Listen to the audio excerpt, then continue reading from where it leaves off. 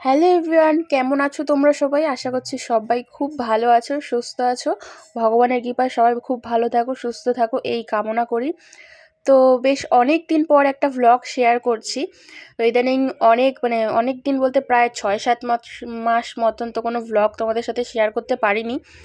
তো নানান রকম কিছু কারণে তো ভাবলাম যে আবার একটুখানি ভ্লগ শেয়ার করি। তো মাঝখানে অনেকগুলো ভ্লগ করেছি, বাট তোমাদের সাথে সময় সুযোগ কিছুই হয়ে ওঠেনি সেগুলো শেয়ার করার। তো অনেক দিন পার হয়ে গেছে বলে সেই ভ্লগগুলো আর শেয়ার করতে ইচ্ছেও করছিল না। তো নতুন করে আবার শুরু করলাম। জানি না কতটা কি তোমাদের সাথে আবার থাকতে পারবো। তো যাই হোক, আজকে আমার ইচ্ছে হলো তাই একটা নতুন ভ্লগ তোমাদের সাথে শেয়ার করছি।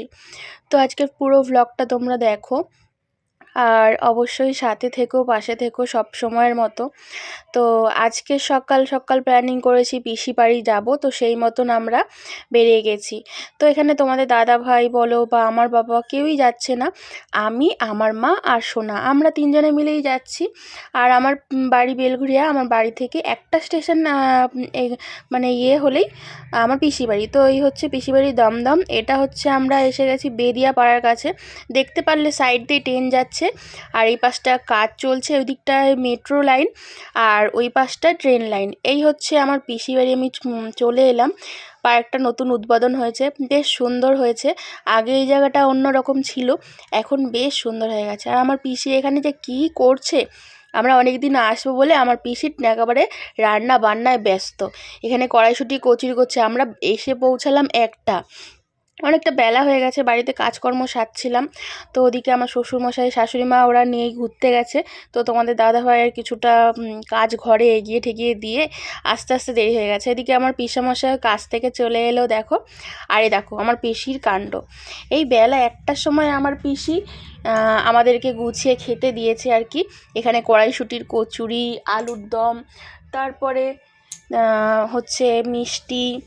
আর পিসি তো হচ্ছে কৃষ্ণ ভক্ত, ওই জন্য পিসি সকালে ঠাকুরের ভগবানের ভোগ দিয়েছিল সুজি। তো সেই সুজি দিয়ে আমাদের সমস্ত মানে টিফিনটা দিয়েছে। তারপরে দেখো আমরা ওই টিফিন খেয়ে পিসির সাথে একটু গল্প করে এলাম।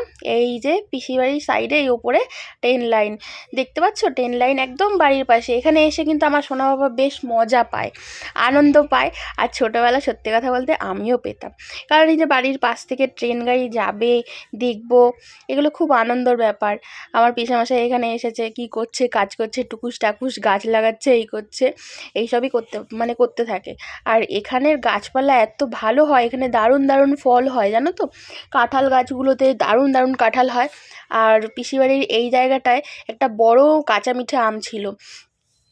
তো লাইন ধারে, তো সরকারে এসেই কেটে দিয়ে যায় যদি কোনো প্রবলেম হয়। তো ওরাই কেটে দিয়ে গেছিলো আর কি। তো বেশ সুন্দর আম হতো, কাঁচা মিঠে আমটা। আর তো দেখো এখানে এখন শীতের সকালে বেশ সুন্দর রোদ্দুর এসেছে।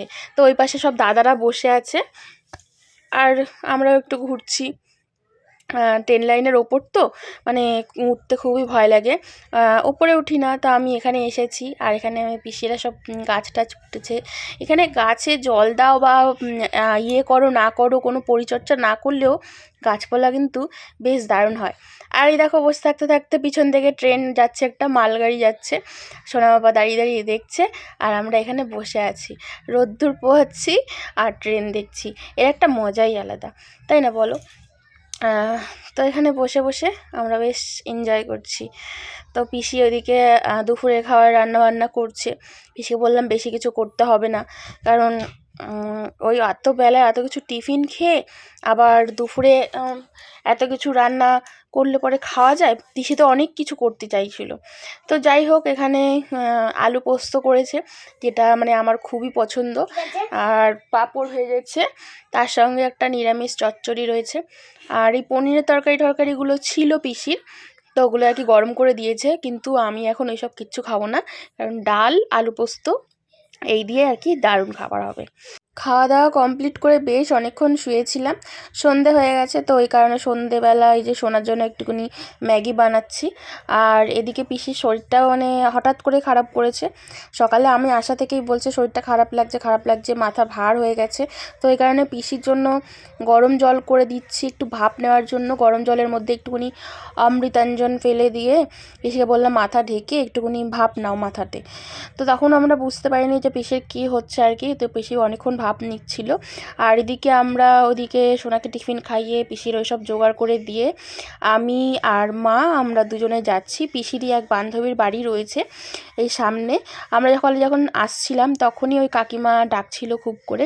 তো তখন ব্যাগ ট্যাগ হাতে নিয়ে আর কি কারোর বাড়িতে যাওয়া যায় এখন ফ্রেশ ট্রেশ না হয়ে। তো ওই কাকিমাকে বলেছিলাম যে আমরা সন্ধেবেলা যাবো তোমার বাড়িতে।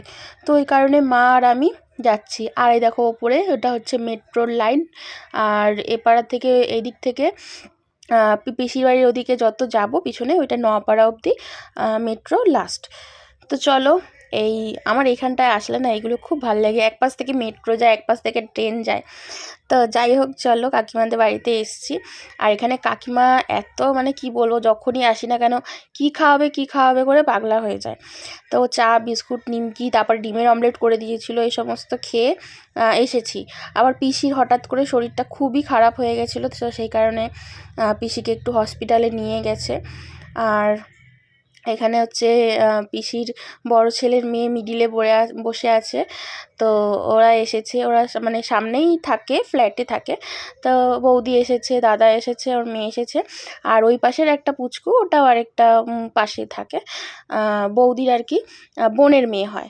আর এদিকে দেখো বৌদি এসেই রান্নাঘরে ব্যস্ত, যেহেতু পিসি হসপিটালে গেছে। তো বৌদি হচ্ছে রাতের রান্না বান্না করছে।